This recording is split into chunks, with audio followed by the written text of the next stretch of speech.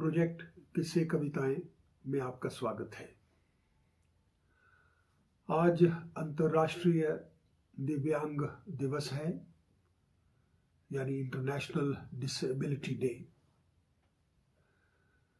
तो आपके सामने मैं प्रस्तुत करना चाहता हूं एक ऐसा संस्मरण जो समर्पित है आज के दिवस के लिए उन सभी को जिनके सामने तरह तरह की चुनौतियां हैं और उन्हें वह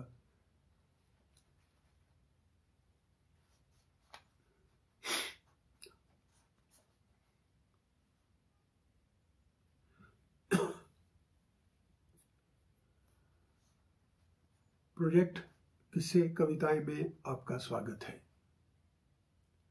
आज अंतर्राष्ट्रीय दिव्यांगजन दिवस है, यानी इंटरनेशनल डिसेबिलिटी डे।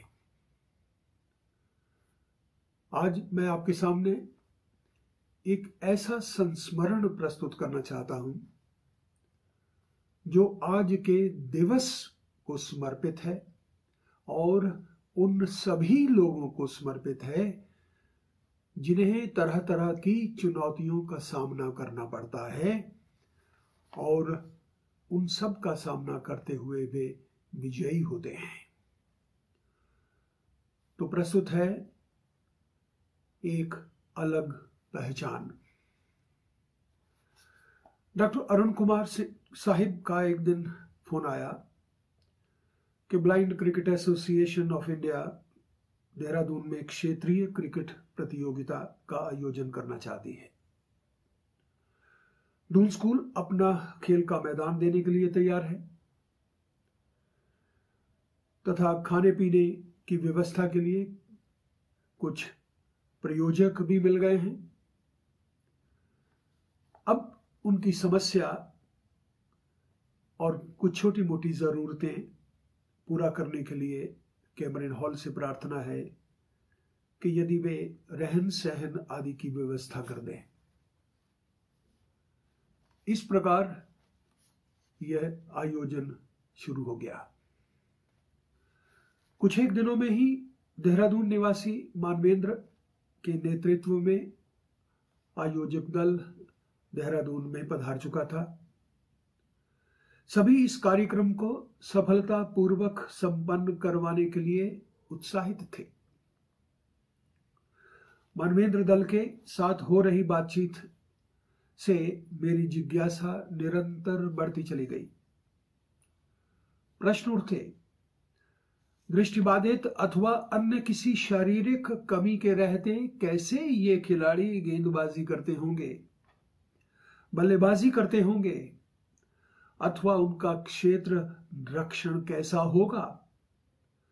इन प्रश्नों के उत्तर पाने के लिए जितना जल्दी हो सके मैं उन खिलाड़ियों को खेल के मैदान में मुकाबला करते देखना चाहता था।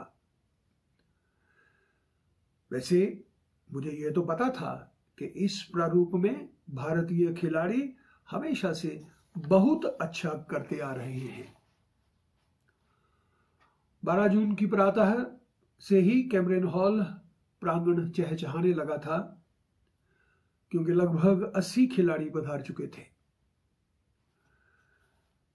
वैसे ये जान लेना चाहिए कि खिलाड़ी खिलाड़ी ही होता है, चाहे वो छोटा है अथवा बड़ा, सीमाओं में बंधा है या असीमित आशाएं आकांक्षाएं लिए। उसका स्वच्छंद स्वभाव जानता है कि जीवन को कैसे जिया जाता है।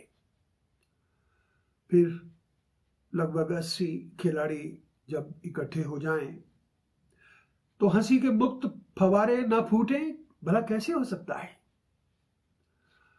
अब प्रतीक्षा थी 13 जून की, जब कार्यक्रम का शुभारंभ होना होगा और खिलाड़ियों का क्रीड़ामय संसार सक्रिय होगा। योजनानुसार 9:30 बजे दून स्कूल कैंपस के जयपुर व उबराय हाउस के मध्य फैले स्किनर्स नामक खेल के मैदान में अपनी अपनी यूनिफॉर्म पहने खिलाड़ी पंक्तिबद्ध खड़े थे। खेल का मैदान खूब सजा धजा था। अतिथि पहुंच चुके थे।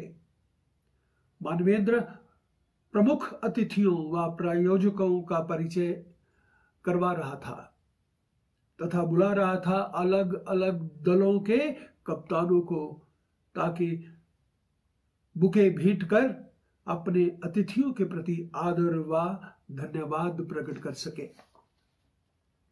अलग अलग दलों व उनके खिलाड़ियों का परिचय पूरा हो चुका था। अब दो दल आमना सामना करने के लिए तैयार।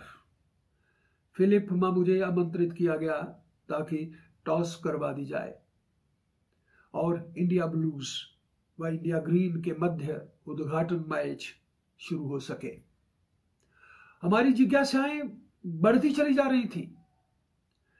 इंडिया ब्लूज ने टॉस जीतकर पहले फील्डिंग करने का फैसला किया। फील्डर्स अपने अपने निर्धारित स्थानों पर पहुंच गए। बल्लेबाज क्रीज ग्रहण कर चुके थे और अंपायर भी खेल का विधिवत आरंभ करवाने को तैयार। इस कार्यक्रम में उपस्थित होकर बहुत अच्छा लग रहा था, क्योंकि यह अपने आप में एक अलग व कभी न भुला सकने वाला अनुभव जो होने वाला था। क्योंकि शारीरिक सीमाओं के होते हुए भी ये खिलाड़ी कैसे रोमांचित कर देने वाले कार्य जो करने वाले थे। गेंद को देखकर मुझे थोड़ी हैरानी हुई, क्योंकि ये सामान्य क्रिकेट बॉल से पूरी तरह अलग थी। वह हल्की भी थी, जो जमीन पर दौड़ते समय एक खास तरह की आवाज करते हुए आगे बढ़ रही थी। गेंदबाज के लिए आवश्यक निर्देश था, या कहा जा सकता है कि ब्लाइंड क्रिकेट का यह सामान्य नियम है कि बॉल रोल करता हुआ बल्लेबाज की ओर आता है। बॉल के अंदर संभवतः छोटे छोटे घुंघरू समान कुछ मनके से रहते हैं, जो एक विशिष्ट तरह की आवाज करते हुए बल्लेबाज की ओर आते हैं और इसी आवाज की पहचान करता हुआ बल्लेबाज अपने शॉट खेलता है। उपस्थित दर्शकों के लिए हैरान कर देने वाला नजारा यह था कि बल्लेबाज सिद्धहस्त एक्सपर्ट क्रिकेटरों की तरह शॉट लगा रहे थे। वे ड्राइव भी लगाते, कट भी करते और डिफेंड भी। मेरी दृष्टि में क्षेत्र रक्षण शायद सबसे चुनौतीपूर्ण कार्य था, परंतु वह भी सामान्य गति से पूरा हो रहा था। शॉट लगने के बाद विशिष्ट ध्वनि करती हुई गेंद जिधर भी जाती, क्षेत्र रक्षक उस ध्वनि का पीछा करते, गेंद पकड़ते और फेंक देते उस ओर जिधर से विकेटकीपर की आवाज आ रही होती। कल्पना से परे, शब्दातीत, अद्भुत व सुखद अनुभव था मेरे लिए। दो एक दृश्य तो कदापि नहीं भूलते। एक बार बल्लेबाज ने मिड ऑन की तरफ बॉल उछाल दी थी और क्षेत्र रक्षक ने डाइव लगाते हुए गेंद को लगभग लपक ही लिया था। तो दूसरी बार पॉइंट पर डाइव लगाकर बॉल पकड़ ली थी इसने। कितनी देर तक मैं सोचता रहा था उन खिलाड़ियों के बारे में, उनकी एकाग्रता के बारे में, उनके अनुमान के बारे में व उनके समर्पण के बारे में। उन्हें कहीं दुख नहीं, कोई परेशानी नहीं कि उन्हें अपने सीमित साधनों में जीना पड़ता है तो केवल जोश और होश, जिसके चलते वे खेल के मैदान में अपनी इच्छाओं को मूर्त रूप दे रहे थे। यद्यपि असमय आ गई बारिश के कारण ज्यादातर मैच धुल गए थे और हम इस खेल की और बारीकियों के बारे में नहीं जान पाए, परंतु पहले घंटे के अनुभव ने बहुत कुछ सोचने पर बाध्य जरूर कर दिया था कि किसी कारण से यदि हमारे किसी अंग प्रत्यंग ने साथ देना छोड़ दिया है, तो इसका ये अर्थ कदापि नहीं कि हम जीवन से हताश निराश हो जाएं। हमारे पास जो कुछ है, लगन से उसका सदुपयोग करके क्या हम जीवन को एक नया आयाम नहीं दे सकते, एक नया नाम नहीं दे सकते, अलग पहचान नहीं बना सकते? क्या यह मुश्किल तो नहीं? मैंने इन बहादुरों से बहुत संक्षिप्त परिचय से यही जाना कि कुछ कर गुजरने की हिम्मत सीमाओं की कहां परवाह करती है। असीमित उड़ानें भर लेना, असीमित उपलब्धियां इकट्ठी कर लेना असंभव तो नहीं। जीवन में आगे बढ़ने की हिम्मत और इच्छा शक्ति चाहिए, जो यहां मैं इन रणबांकुरों में देख रहा था।